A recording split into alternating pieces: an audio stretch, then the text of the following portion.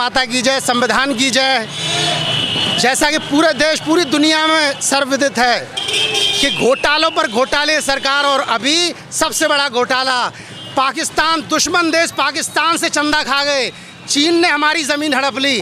और अगर अरविंद केजरीवाल और अगर इंडिया अलायंस का कोई नेता ये सवाल पूछता है कि देश के अपने आप को देश का चौकीदार कहने वाले देश के प्रधानमंत्री जी, विपक्षी पार्टियों के पीछे ईडी और सीबीआई लगाने वाले प्रधानमंत्री जी, 2019 से पाकिस्तान से देश में चंदा आ रहा है, आपको खबर नहीं हुई?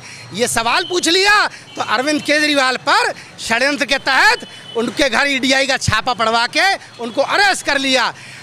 संजय सिंह सवाल पूछ रहे हैं कि हर साल 2 करोड़ रोजगार का आपने वादा किया था और सत्ता में आते ही रोजगार खा गए युवाओं को, और उन्हें क्या थमा दिया? उन्हें थमा दिया अग्निवीर।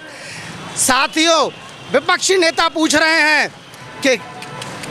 कि प्रधानमंत्री जी, आप अपने आप को देश का चौकीदार बोलते हैं, आपकी नाक के नीचे से युवाओं के पेपर लीक हो गए, हाई स्कूल का पेपर लीक हो गया, इंटर का पेपर लीक हो गया, पुलिस का पेपर लीक हो गया, ARO परीक्षा का पेपर लीक हो गया।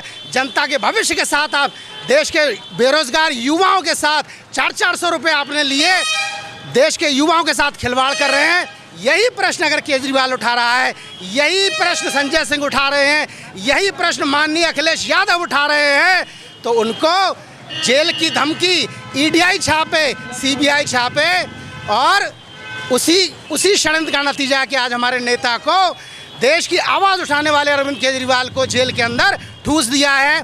आम आदमी पार्टी, इंडिया गठबंधन और भारत का एक एक सच्चा नागरिक जो लोकतंत्र से प्रेम करता है, इस घृणित षड्यंत्र का विरोध करता है। और इसी क्रम में हम लोग यहाँ आज इस मोदी सरकार को ख़त्म करने, इसे मूल से, जड़मूल से उठाने की शपथ लेकर यहाँ पे बैठे हुए हैं।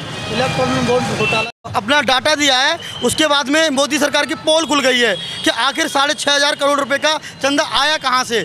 उन सब के जवाबों से बचने के लिए इस मामले को हाईलाइट, केजरीवाल जी को षड्यंत्र के रच के उनको जेल में डाला जा रहा है। पहले जो आम आदमी पार्टी या विपक्ष के नेताओं को जिनको भी जेल में डाला गया है, उनके खिलाफ कोई भी ठोस सबूत नहीं मिले हैं। वो उनके बावजूद भी दूसरे नेताओं को या विपक्ष की आवाज़ को पूरी तरह दबाना चाहते हैं, लोकतंत्र को ख़त्म करना चाहते हैं। मैं जानता हूं कि वो ईडी और सीबीआई के दम पर उनका दुरुपयोग करके नेताओं को बंद करना चाहते हैं, जिससे कि उनके खिलाफ कोई भी आवाज़ न उठा सके।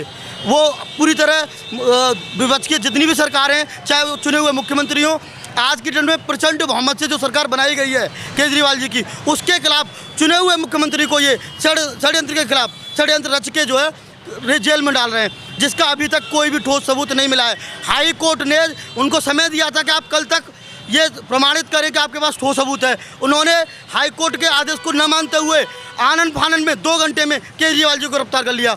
हम इसका पूर्णतः विरोध करते हैं और अपने जी जान से केजरीवाल जी के लिए और पूरे गठबंधन के लिए लड़ेंगे और लड़ेंगे। भारत माता की।